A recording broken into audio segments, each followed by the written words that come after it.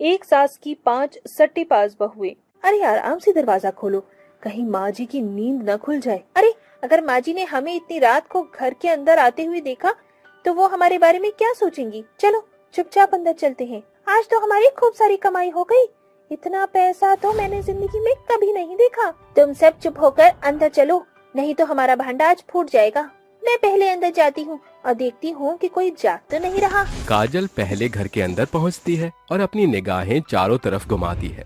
उसे कोई भी नजर नहीं आता, जिसके बाद वो अपनी चारों बहनों को अंदर बुला लेती है। वो पांचों अपने अपने कमरे में चुपचाप जाकर सो जाती हैं।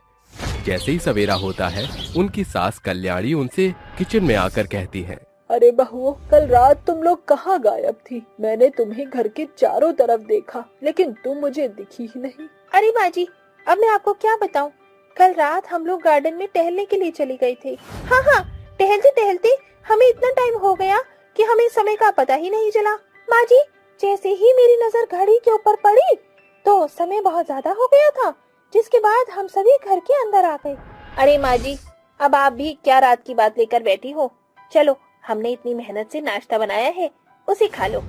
कल्याणी की पांचों बहुएं नाश्ते की टेबल पर नाश्ता लगा देती हैं, जिसके बाद वो पांचों घर के कामों में लग जाती हैं। वहीं दूसरी तरफ कार्तिक अपने कमरे में आता है और आते ही काजल से पूछता है, अरे काजल, तुम्हारी अलमारी में इतना सारा पैसा कहाँ से आया? कल तक तो अलमारी में कुछ भी नहीं था। अजी, मुझे क्या पता आप कौन से पैसों की बात कर रहे हो।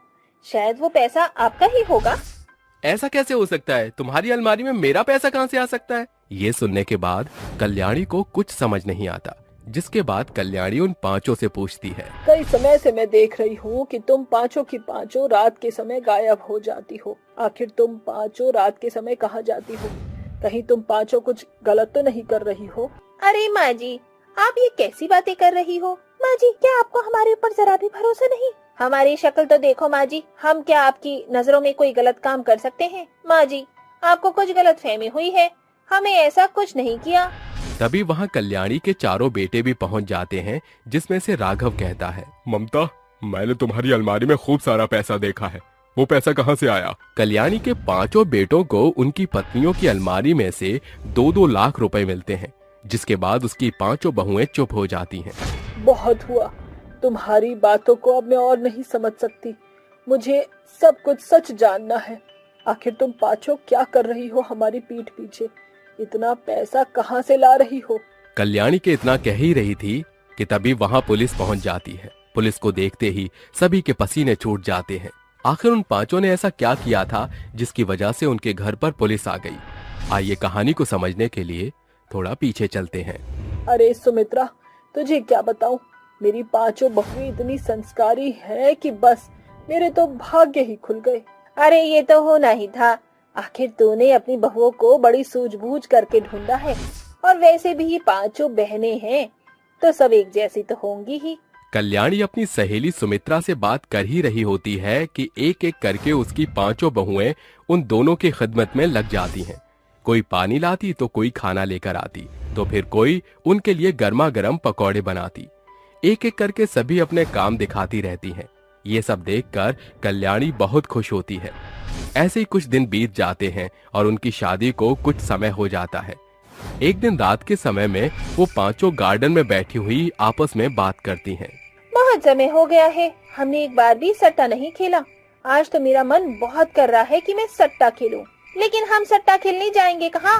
अगर घर में किसी को पता चल गया तो? अरे भूलो मत, हमारी सट्टा खेलने की आदत से ही हमारे माँ पिताजी ने हमारी शादी जल्दी करवा दी। देखो, मैं जानती हूँ सट्टा कहाँ खेला जाता है। तो समय क्यों बर्बाद करी हो? जल्दी से बताओ, आज तो हम सट्टा खेल ही लेते हैं। और वैसे भी हमारे पतियों की कोई सरकारी नौकरी तो है नहीं जो वो हमारी सभी ख्वाहिशों को पूरा कर सके। क्यों ना हम सट्टा खेल कर ही अपनी सारी ख्वाहिशें पूरी कर लें। कहती तो तुम बिल्कुल सही हो। वो पांचों काजल के साथ सट्टा खेलने के लिए चली जाती हैं। उन्हें सट्टा खेलते खेलते रात के 12 बज जाते हैं। तभी काजल की नजर घड़ी के ऊपर पड़ती है। अरे अरे, बहुत हुआ, हमने आज बहुत सट्टा खेल लिया। देखो, हमारे पास कुछ पैसे भी आ गए हैं। अब चलो घर चलते हैं। पांचों बहुएं चुपचाप घर पर आ जाती हैं, जिसके बारे में ना तो उनकी सास को पता होता है और ना ही उनके पतियों को। ऐसे ही कई दिन तक वो हर रोज रात के समय सट्टा खेलने जाती और खूब सारा पैसा जीत कर आती। अरे बहुत मजा आ रहा है। अब तो हमें अपने पतियों से पैसे मांगने की भी जरूरत नहीं पड़ती। मुझे ये पहले वाली जिंदगी दोबारा से जीने में बहुत मजा आ रहा है, जैसे पहले हम सट्टा खेला करते थे। वो पांचों अपनी इस आदत से मजबूर हो जाती हैं। न चाहते हुए भी वो अपनी इस लत को छोड़ नहीं पाती और रोज सट्टा खेलने चली जाती हैं। एक दिन वो पांचों सट्टा खेलते हुए खूब सारा पैसा जीत कर लाती हैं। उनके पास सट्टे के पूरे 10 लाख रुपए हो जाते हैं, जिन्हें देखते ही रूपा कहती है, अरे वाह, इतना पैसा तो मैंने जिंदगी में कभी नहीं देखा होगा। अब हमारी सारी परेशानियां खत्म हो जाएंगी और हम रईसों की तरह जिएंगे। वो पांचों इतना सारा पैसा लेकर अपने घर लौट आती हैं और पांचों आपस में 2-2 लाख रुपए बांट लेती हैं। लेकिन वहीं दूसरी तरफ उनको रोज रात को लेट आते हुए कल्याणी देख लेती है। कल्याणी ने उन्हें कल रात भी देर से घर आते देख लिया था, जिसके बाद कल्याणी सवेरे उनसे उनके लेट आने की वजह पूछती है, लेकिन उसकी बहुएं उसे कोई जवाब नहीं देती। तभी वहां पुलिस आ जाती है और कल्याणी से कहती है, देखिए, आपकी 5 बहुएं कल रात 10 लाख सट्टे का पैसा जीत कर लाई हैं। दरअसल ये सब फ्रॉड है और जो पैसा तुम्हारी बहुओं के पास है वो चोरी का पैसा है। ये सुनते ही उन पांचों के पतियों के पैरों तले जमीन खिसक जाती है और कल्याणी की भी आंखें फटी की फटी रह जाती हैं। किसी को कुछ समझ नहीं आ रहा होता। तभी एक लेडीज पुलिस उन पांचों के हाथों में हथकड़ी पहनाकर उन्हें जेल ले जाती है। जेल के अंदर बैठकर उन पांचों को अपने किए पर बहुत पछतावा होता है। आज अगर हम सट्टा ना खेलते तो शायद हमारी ये हालत ना होती। अब तो हमारी सास और हमारे पति भी हमारा साथ नहीं देंगे। अरे दीदी, क्या अब हम जिंदगी भर इस जेल में ही सड़ते रहेंगे? वो आपस में बात कर ही रहे होते हैं कि तभी एक पुलिस वाला जेल का ताला खोलते हुए उनसे कहता है, देखो, तुम्हारी जमानत हो गई है, अब तुम यहाँ से जा सकती हो। ये सुनते ही वो पांचों खुश हो जाती हैं और तुरंत वहां से बाहर निकलती हैं। उनके सामने उनके पति और उनकी सास खड़ी होती है। वो पांचों अपनी सास के पैरों में गिरती हैं, उनसे माफी मांगने लगती हैं। तभी कल्याणी कहती है, जो हुआ उसे भूल जाओ। ये तुम्हारी जिंदगी का सबसे बड़ा सबक था। आज के बाद कभी भी सट्टे की तरफ मुंह करके भी मत देखना। शॉर्टकट रास्ता आसान तो लगता है, लेकिन उसके नुकसान बहुत होते हैं। आज तुम एक परेशानी से तो बाहर आ निकली, लेकिन अगर दोबारा यही सब शुरू कर दिया तो कोई तुम्हें बचाने वाला नहीं होगा। माँ जी, हमें माफ कर दीजिए, आइंदा हम ऐसी गलती दोबारा नहीं करेंगे। उस दिन के बाद से वो पांचों अपने पांचों पतियों के साथ और अपनी सास कल्याणी के साथ खुशी खुशी अपना जीवन व्यतीत करने लगती हैं। बूढ़ी सास का प्यारा कौवा।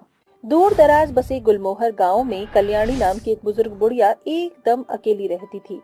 हमेशा की भांति आज भी बूढ़ी कल्याणी ओसारे में बैठी हुई बोलती है, इतने बरस बीत गए संदीप को शहर गए हुए, उसकी बाट जोते हुए अब तो मेरी आंखें भी बूढ़ी हो चली। शायद अब तुझे बेटे के लौटने की बात छोड़ देनी चाहिए कल्याणी। ये बोलते हुए बूढ़ी कल्याणी की आंखों से बेबसी की बदरा बरसने लगती है। कुछ देर बाद ही सांझ की बेला घिराती है, जिसे देख कल्याणी कहती है। कल्याणी रसोई घर का रुख करते हुए एकाएक सभी डिब्बे टटोलती है।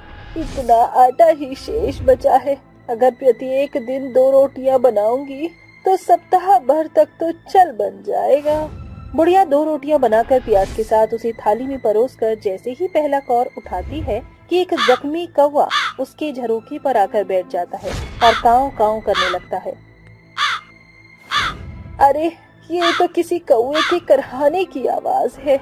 एकाएक कल्याणी की नजर झरोखे पर पड़ती है। वो कौवे को अपनी बाहों में उठाकर सहलाते हुए कहती है, अरे, ये कौवा तो लहूलुहान लथपथ है। लगता है किसी शिकारी ने इस पर निशाना साधा था, तभी इसके पंख और पंजे बुरे तौर से जख्मी हो गए हैं। बुढ़िया झटपट सी जड़ी बूटियों का लेप बनाकर कौवे के घाव पर लगा देती है। कुछ पल छिन बाद कौवा अपने पंजों पर स्थिर होकर काव काव करने लगता है। लगता है ये कौवा प्यासा है, इसे पानी पिलाती हूँ। बुढ़िया कौवे को पानी पिलाती है। तभी कौवा बुढ़िया की परोसी हुई थाली से एक रोटी अपनी चोंच में दबाकर उसे एक टक निहारते हुए पंख फड़फड़ाने लगता है। तुझे भूख लगी है? कोई बात नहीं, हम दोनों मिल बांट कर खाएंगे। एक रोटी तेरी, एक मेरी। बुढ़िया अपने हिस्से की एक रोटी कौवे को देकर एक रोटी खाती है। अब हर एक भोर और सांझ को कौवा झरोखे पर आ बैठता। बुढ़िया उसे रोटी देकर सहलाते हुए कहती है, अरे कंकु, मैं तेरी ही राह निहार रही थी। ये ले, तेरे हिस्से की एक रोटी। कंकु, मुझ बुढ़िया के पास बेहद सीमित संसाधन है, इसीलिए मैं सिर्फ 2 रोटियां ही बनाती हूँ, मगर उसे तुम्हारे संग साझा करके मुझे बेहद सुकून मिलता है। तुम मुझ बुढ़िया के चहेते बन चुके हो। इस तरह हर एक दिन सप्ताहों में शुमार होते चले गए। एक सवेरे कल्याणी का बेटा संदीप अपनी शहरी बीवी श्रेया के संग गांव में दस्तक देता है। संदीप, मेरे लाल, तू आ गया। तुझे देखकर मुझ बुढ़िया का दिल बाग बाग हो गया। माँ, ये श्रेया है, मेरी बीवी और आपकी बहू। तूने शादी कर ली और मुझे अब बता रहा है? माँ, सब कुछ बेहद जल्दबाजी में हुआ, आपको खबर करने का समय नहीं मिला। खैर, अब जो संजोग मिल चुके हैं हो गए। आ बहू, तेरी बूढ़ी सास के घर में तेरा स्वागत है। सूरज ढलने के साथ पूरे गुलमोहर गांव सांझ में सराबोर हो जाता है। दरवाजे पर खड़ी कल्याणी को देख संदीप कहता है, माँ, क्या बात है, कोई आने वाला है क्या? सवेरे से सैकड़ों बार कभी आप दरवाजे पे जाती हो तो कभी झरोखे पर ताक लगाए हो। सुबह से खाने का एक कौर नहीं पड़ा आपके पेट में। अरे ऐसा कुछ नहीं बेटा, तुम दोनों खाकर सो जाओ। सफर के थके मांदे हो, ज्यादा देर तक जगोगे तो सेहत बिगड़ जाएगी। श्रेया और संदीप अपने कमरे की ओर अग्रसर होने को ही थे कि कौवा उड़ते हुए झरोखे पर आकर बैठता हुआ काव काव करता है। ओफो, ये कौवा कहाँ से आ गया? श्रेया डंडा उठाकर कौवे को फटकारने लगती है। अरे ओ काले कौवे, जल्दी से फुर हो जा, वरना तेरे काले भद्दे पर कतर कर रख दूंगी मैं। बहू, ये क्या करामात कर रही है? क्यों सासू माँ, ये कौवा क्या लगता है आपका?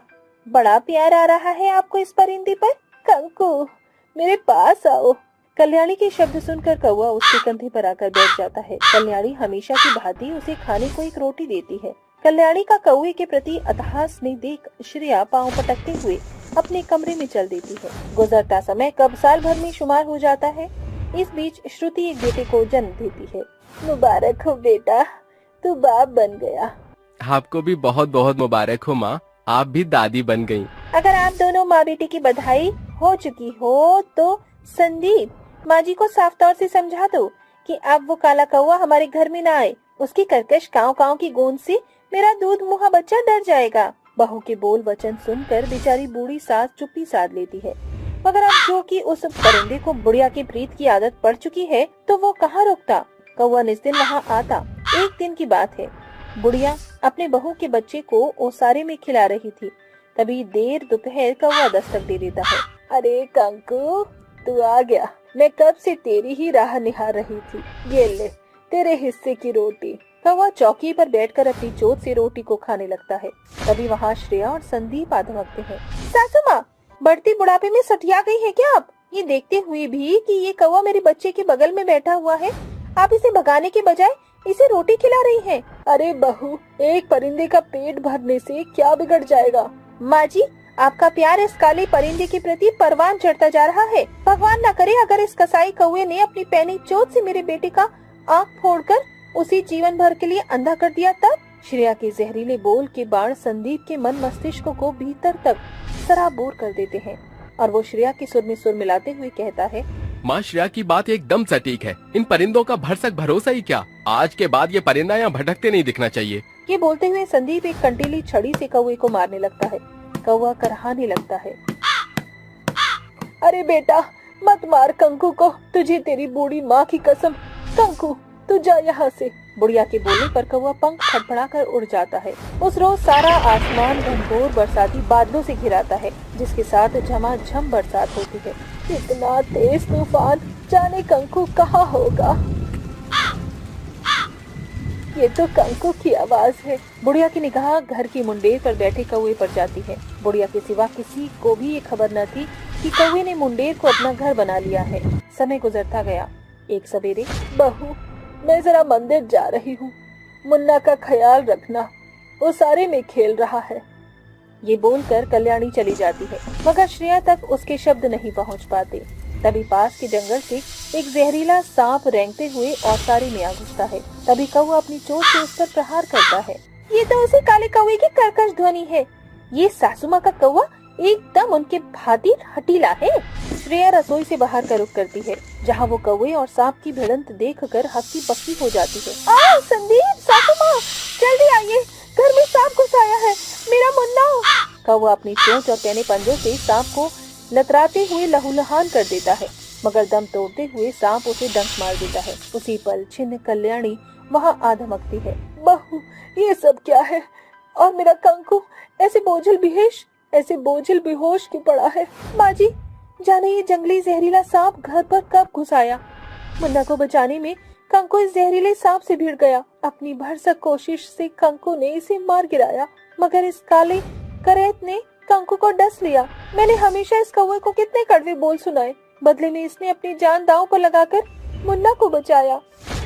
बहू, जल्दी से सांप के काटे हुए भाग पर कपड़ा बांध दे, तब तक मैं जड़ी बूटियों का लेप तैयार करती हूँ। इसे करैत का जहर खत्म हो जाएगा। बुढ़िया रोते बिलखते हुए फौरन लेप बनाकर कौवे के पंजे पर लगाती है। कुछ घंटों बाद कौवा भला चंगा अपने पंजों पर खड़ा हो जाता है। कंकु, मुझे माफ कर दो, अब से तुम हमेशा हमारे साथ रहोगे। तुम्हारे कारण ही आज मेरा मुन्ना जिंदा है। श्रेया कौवों के लिए सुंदर सा घोंसला तैयार करती है। अब कौवा सदा के लिए बूढ़ी सास के संग रहने लगता है। अखबार बेचने वाली बहू की सफलता। खद्दर की पुरानी साड़ी पहने हुए अविका रसोई घर में बैठी आंसू बहाते हुए चूल्हा फूंक रही थी। वहीं दूसरी ओर श्याम ओसारे में बिछी खाट पर पड़ा हुआ था और अनुराधा गेहूं की सफाई कर रही थी। अविका बहू, जरा बाहर तो आना। जी माँ जी। ये ले, गेहूं फटक दिया है, इसे पिसने को मिल में दे आ। माँ जी, इन सभी गेहूं में तो खून लगे हुए हैं।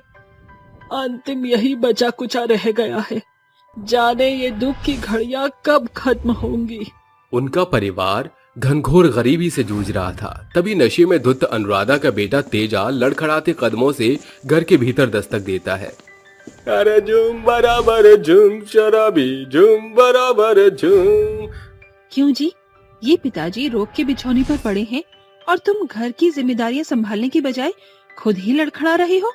शराब का इतना चस्का चढ़ गया है तुम्हें। अविका की बात सुनकर तेजा गुस्से से लाल पीला होकर उसके बाल पकड़कर कहता है, क्यों री, साली अपने पति परमेश्वर की सेवा करने की बजाय बातें सुना रही है। तेरी ये मजाल। माँ जी। गुस्से में तिलमिलाती अनुराधा दीवार पर खड़े डंडे को उठाकर तेजा पर बरस पड़ती है। अरे माँ, अरे तू इस दूसरे के घर की छोकरी के खातिर अपने लाल का खून बहाने पे तुली है। तो जैसे नकारा औलाद से तो भला मैं बे औलाद रहती। आज से इस घर में तुझ शराबी सट्टेबाज की कोई जगह नहीं है। अनुराधा अपने बेटे तेजा को घर से निकाल बाहर करती है और हर एक दिन के साथ उनके घर की हालत बद से बदतर होते जा रहे थे। ऐसे में उनके खाने के भी लाले पड़ गए थे। बहू, इतनी हड़बड़ी में कहाँ चल दी? माँ जी, मैं लाज का दामन थामकर अब और नहीं बैठ सकती। मुझसे घर की ये दुर्दशा नहीं देखी जाती, इसीलिए मैं काम तलाशने जा रही हूँ। रुक जा बहू, मैं भी तेरे संग चलूंगी। दोनों सास बहू भूखे प्यासे काम की तलाश में निकल पड़ती हैं, मगर अफसोस उनके हाथ कुछ नहीं लगता। वो धीमी कदमों से सड़क पर चलने लगती हैं। तभी एक अखबार बेच रहे युवक की बुलंद आवाज उनके कानों तक पहुंचती है। आज की ताजा खबर, आज की ताजा खबर, देश की अर्थव्यवस्था में छाया नया बदलाव। आज की ताजा खबर। उसी पल अविका की नजर एक अखबार के कारखाने पर पड़ती है और अगले ही पल वो कारखाने में आती है। जी कहिए। जी, हम सास बहू काम के सिलसिले में यहाँ आए हैं। अगर कोई काम मिल जाता तो बड़ी मेहरबानी होगी आपकी। जी, मगर उसकी खातिर मुझे ये जानना होगा कि कितनी सक्षम हैं आप?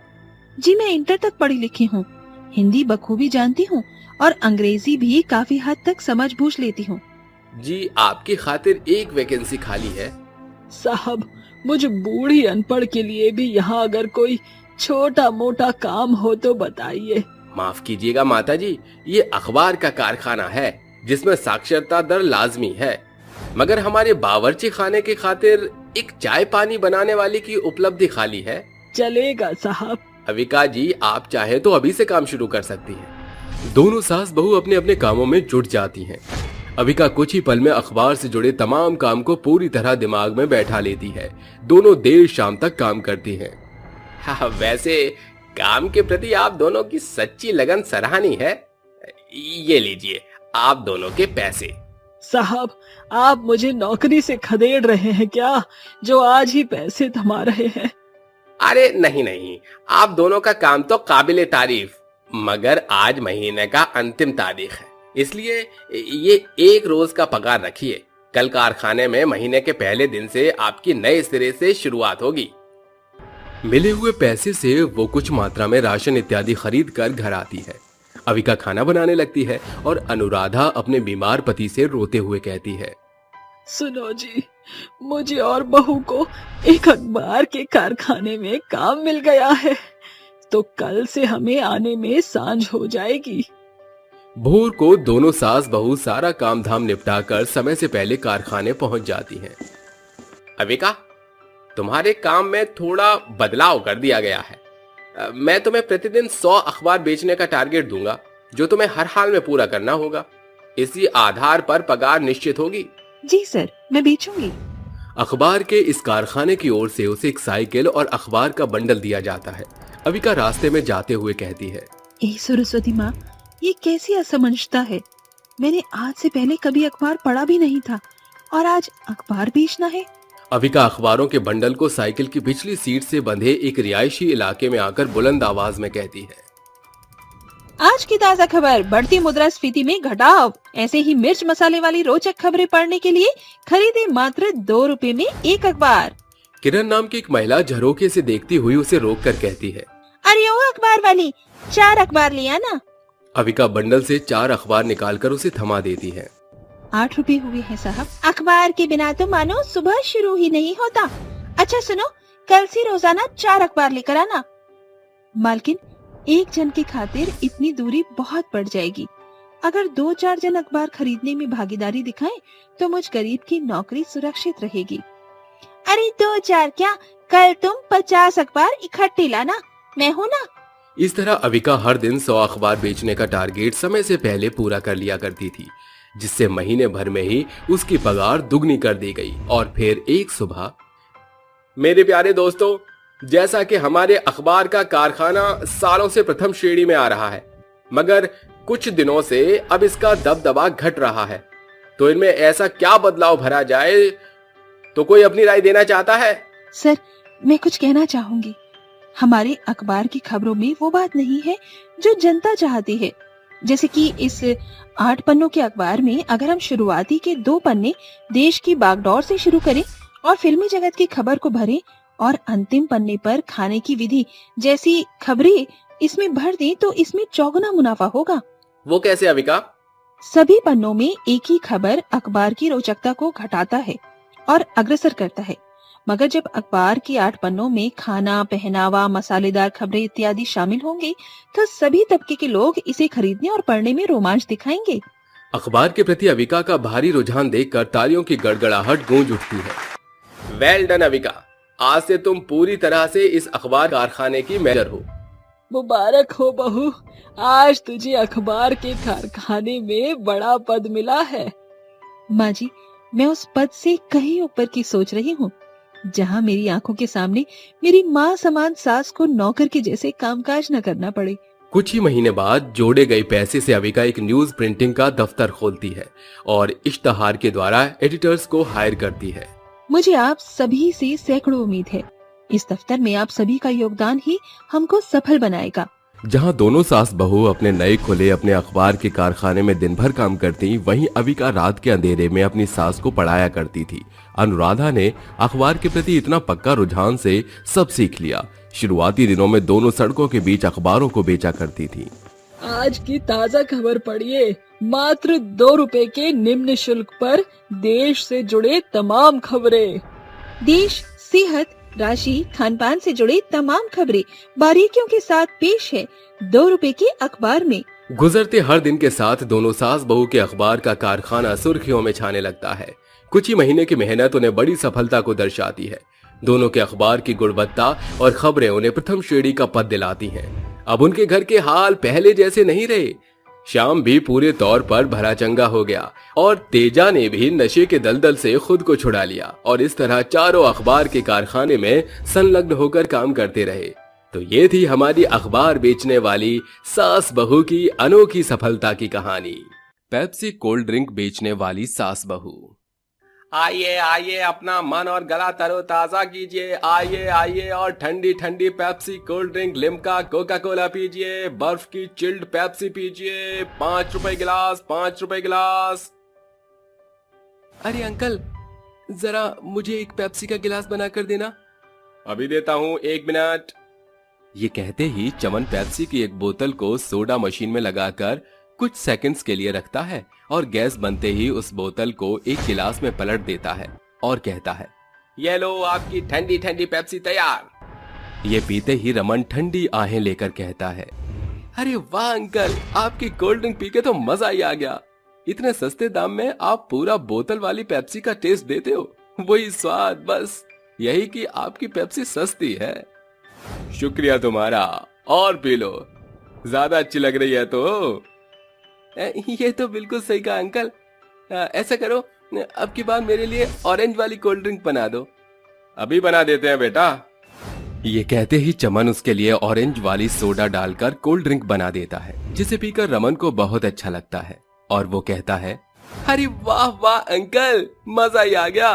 मैं तो कल से अपने दोस्तों को भी आपकी दुकान पर लाऊंगा। कितने पैसे हुए आपके? हाँ, 10 रुपए हुए बेटा, 2 गिलास के। ये लीजिए आपके पैसे। अरे भाई साहब, बड़ी गर्मी लग रही है, जरा एक गिलास पेप्सी वाली कोल्ड ड्रिंक बनाना। अभी बनाता हूँ। उस औरत के लिए एक पेप्सी का कोल्ड ड्रिंक बना देता है, जिसे पीकर औरत कहती है, अरे भैया, इस कोल्ड ड्रिंक को पीकर तो ऐसा लग रहा है कि मैंने अमृत पान कर लिया हो। सच में भाई साहब, आप बहुत अच्छा बनाते हैं। कम बजट, टेस्ट वही। अरे स्वाद तो लगेगी ही आपको। 5 सालों से मेरा बिजनेस जो चल रहा है कोल्ड ड्रिंक का। इसीलिए तो भाई साहब हमेशा यहीं से पेप्सी पीती हूँ। ये लीजिए भाई साहब, आपके पैसे। ये कहते ही निधि चली जाती है। वहीं चमन दिन भर अपनी कोल्ड ड्रिंक बेचने के बाद अपना ठेला लिए घर चला आता है और कहता है, महिमा, महिमा, अरे महिमा देखो तो मैं आ गया हूँ। बहुत प्यास लग रही है, जल्दी से पानी लाओ। खड़े खड़े धूप में तो जान निकल जाती है मेरी। अरे महिमा, ओ महिमा, देख तो सही, चमन आ गया है। पानी लिया उसके लिए। आई माँ जी, बस आ गई। कपड़े सुखाकर जा रही थी, बस हो गए हैं। चमन जी, पानी पीजिए। महिमा से पानी लेकर चमन अपनी प्यास बुझा लेता है और उसे पैसे देकर कहता है, ये लो महिमा, ये सारे पैसे तिजोरी में रख दो। पता है, तुम मेरे घर की लक्ष्मी हो। जब से तुम आई हो हमारे घर में बरकत तुमसे ही बढ़ी है। ये तो है, मेरी बहू घर को बहुत अच्छे से संभालती जो है। अब लो ये पैसे। शुक्रिया चमन जी, ये सिर्फ मेरी वजह से ही थोड़ी हुआ है। माँ जी इतनी अच्छी हैं, आप इतने अच्छे हैं, कितनी मेहनत करते हैं, तो घर में बरकत होना तो लाजमी था। हाँ हाँ, चलो ये भी अच्छा है। अब खाना तो खिला दो, बहुत भूख लगी है। हाँ हाँ, चलिए चलिए, आज मैंने आपकी पसंद के पालक पनीर और कड़ी चावल बनाए हैं। अरे वाह, आज तो मैं जी भर के खाना खाऊंगा। ये कहते ही सब एक साथ बैठकर खाना खाते हैं और चमन खाने को देखते ही खाने पर टूट पड़ता है। तभी रमा कहती है, अरे बेटा, आराम आराम से खा, इतनी हबड़ हबड़ में खाना क्यों खा रहा है? अरे माँ, खाने दो ना, बहुत भूख लग रही है। पता नहीं कल को मैं इतना अच्छा अच्छा खाना खा भी पाऊँ या नहीं। चमन जी, आप पागल हैं क्या? ऐसी बातें क्यों करते हैं? मैं हमेशा आपको ये खाना खिलाऊंगी। खाने के बाद सभी लोग सो जाते हैं। अगले दिन चमन अपने कोल्ड ड्रिंक का ठेला लिए जा ही रहा था कि एक बड़ा सा ट्रक तेजी से चमन के ठेले की ओर आता है। चमन हटने की कोशिश करता है, इतने में ट्रक वाला उसके ठेले समेत उसे उड़ा देता है, जिसमें उसकी मृत्यु हो जाती है। ये बात जैसे ही महिमा और रमा को पता चलती है तो वो बेहद टूट जाते हैं। अपने पति की लाश पर रोते हुए महिमा कहती है, मैंने कहा था ना चमन जी, ऐसा मत बोलिए। क्यों कहा आपने? माँ जी, इनसे बोलो कि ये उठे। चुप हो जा बहू, रो मत। जाने वाले को आखिर कौन रोक सकता है। इसलिए शायद मेरा बेटा कल जी भर के खाना खा रहा था। भगवान भी यही चाहते थे। काकी, अब हमें चमन भाई का अंतिम संस्कार करना होगा। ये कहते ही पुष्पा चमन को ले जाकर उसका अंतिम संस्कार कर देता है। महीना बीत जाता है। भगवान की दया से चमन अपने घर के लिए पैसे जोड़ कर गया था, पर तभी निधि और रमन उनके घर दस्तक देते हैं। हाँ जी, आपको क्या काम है बताइए। दीदी, क्या चमन भाई साहब का घर यही है? 1 महीने से कोल्ड ड्रिंक बेचने नहीं आ रहे हैं, क्या बात हो गई? हमें उनकी कोल्ड ड्रिंक बहुत पसंद है, इसीलिए हम पता पूछते पूछते यहाँ तक आ गए। हाँ, मुझे भी अंकल की हाथ की बनी कोल्ड ड्रिंक पीनी है। मैं हमेशा उनकी दुकान पर आता हूँ। माफ कीजिएगा, पर अब आप कभी कोल्ड ड्रिंक नहीं पी पाएंगे। अरे क्यों, आप ऐसा क्यों कह रहे हैं? हमसे कोई गलती हुई क्या? हम तो उनके डेली के कस्टमर हैं। बेटा, बात वो है कि मेरा बेटा 1 महीने पहले गुजर गया एक एक्सीडेंट में। क्या? मेरे लिए तो यकीन करना बहुत मुश्किल हो रहा है। भाई साहब बहुत अच्छे थे, इतने सालों से उन्होंने बहुत मेहनत से अपना नाम कमाया था। अक्सर उनकी कोल्ड ड्रिंक पीने के लिए बाहर भीड़ लगी रहती थी, पर वो तो है ही नहीं। हाँ आंटी, आप भी अंकल की तरह पेप्सी बनाकर बेचो ना।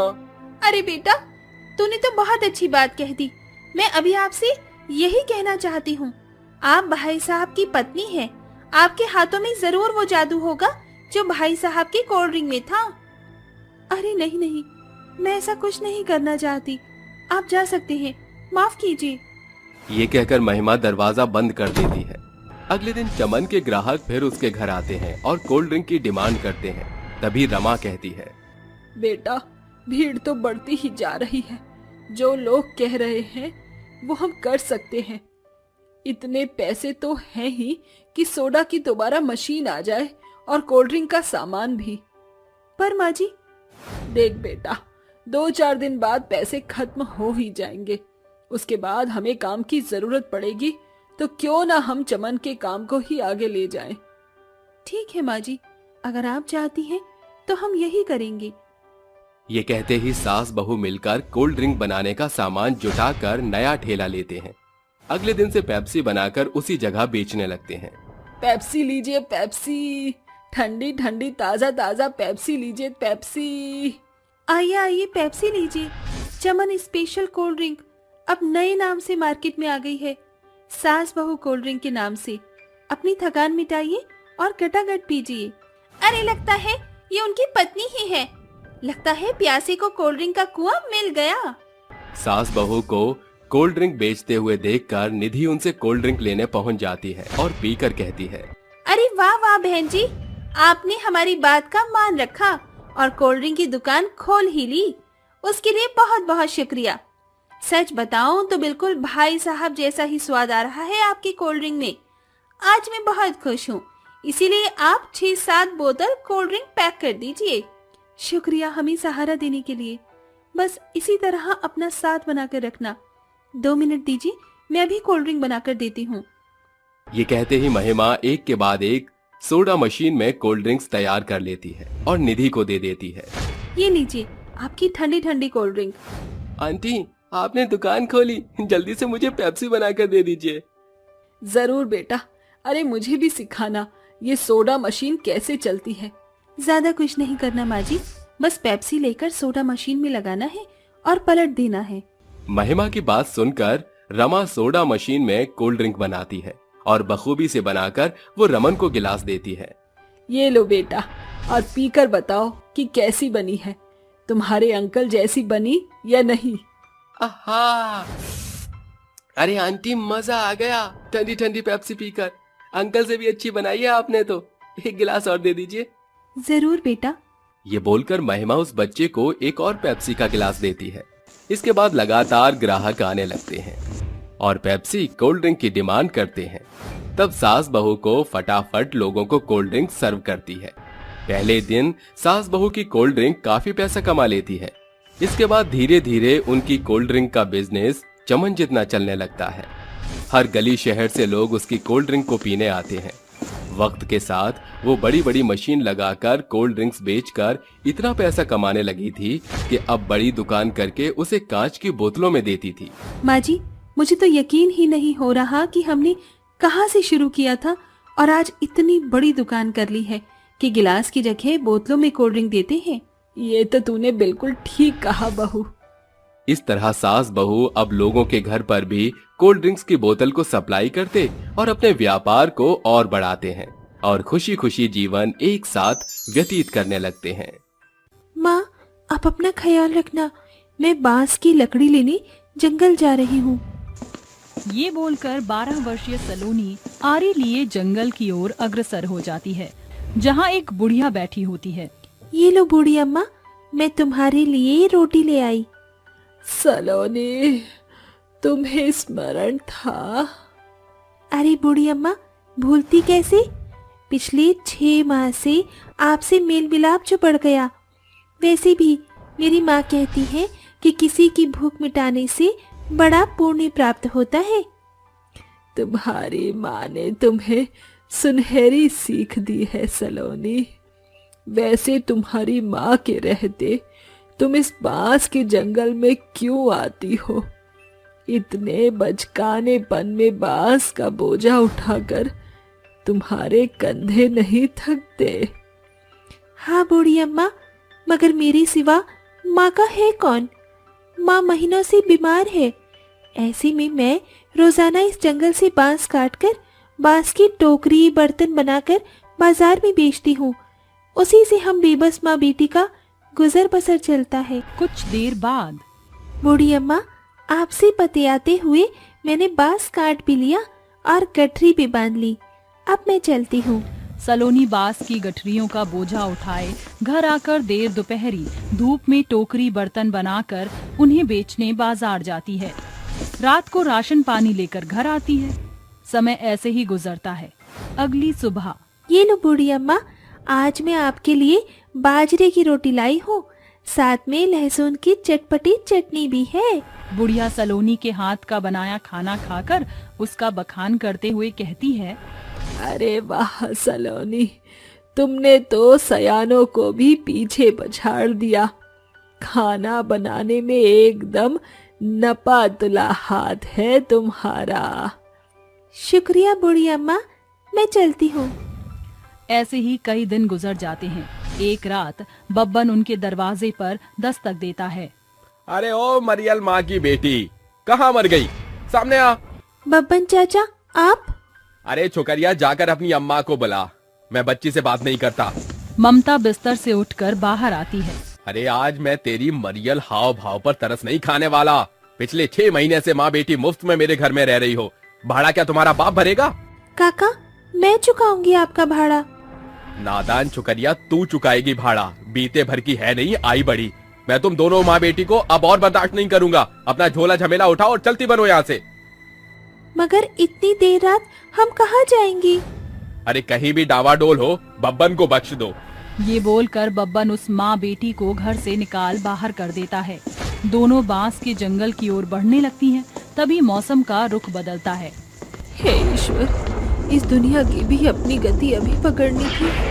बिटिया, जल्दी से पाँव बढ़ा, बरसात होने के आसार है।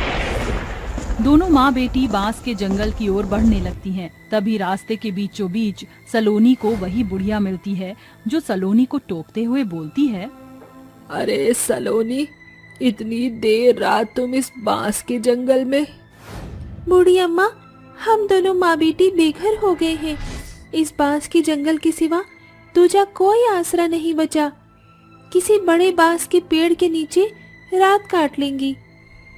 उसकी जरूरत नहीं है सलोनी, आओ मेरे साथ। दोनों माँ बेटी बुढ़िया के साथ बांस जंगल के पेड़ों के पथ को पार करके एक चौरस स्थान पर आती हैं।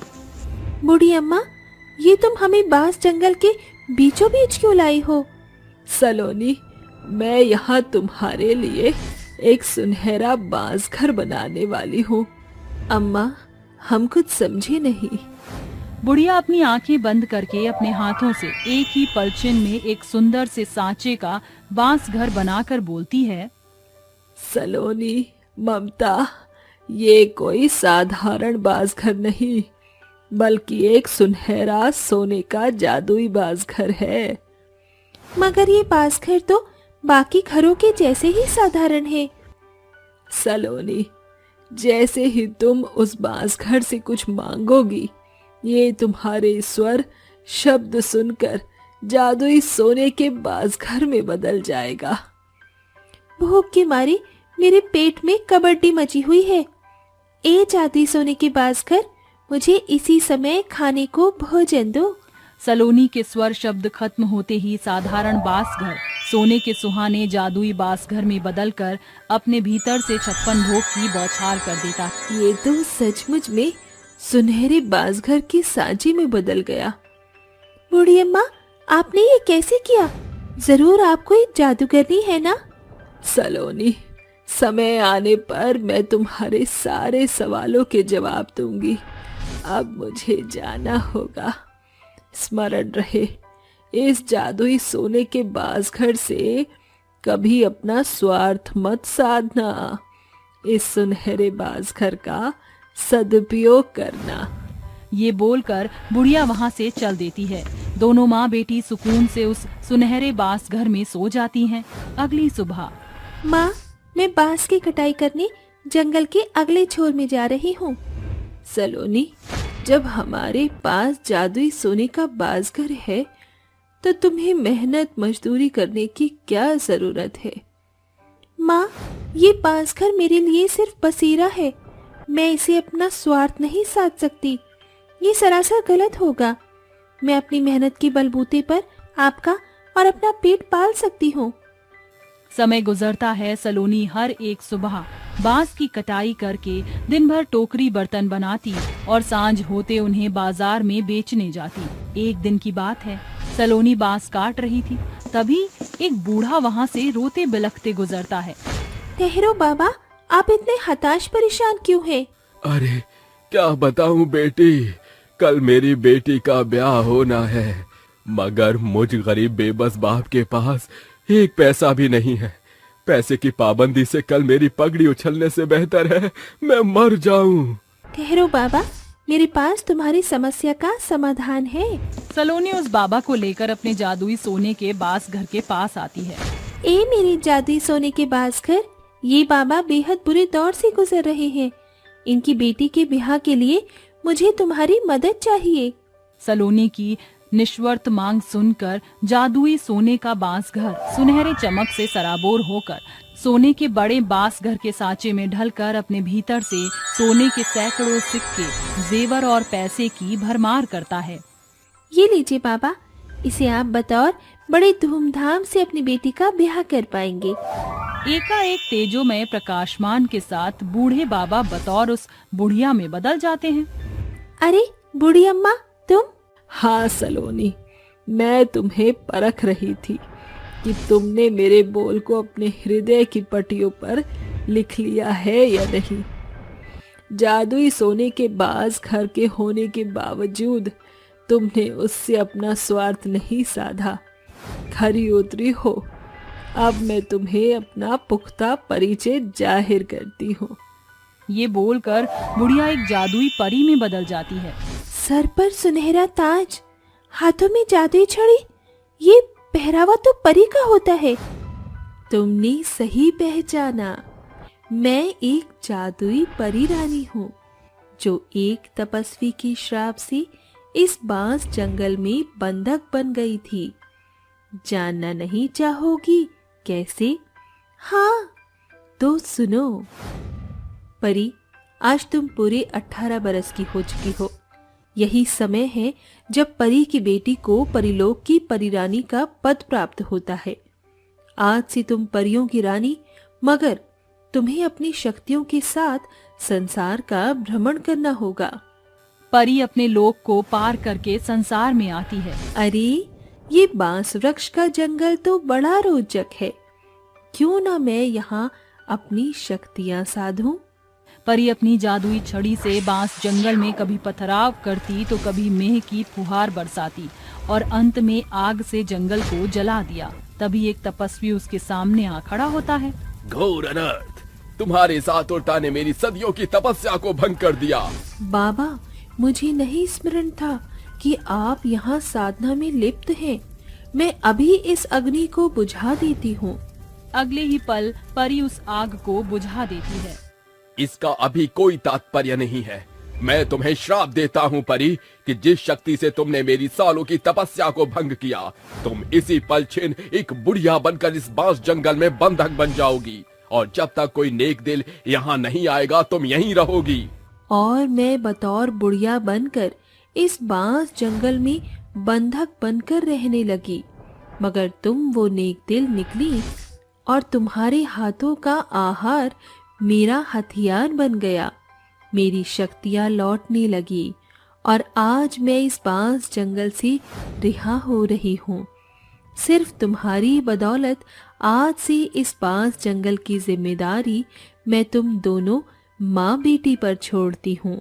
ये बोलकर परी गायब हो जाती है और दोनों माँ बेटी उस जादुई सोने के बास घर में बसेरा बनाकर भावी भविष्य में बेबस बेसहारा लोगों की मदद किया करती।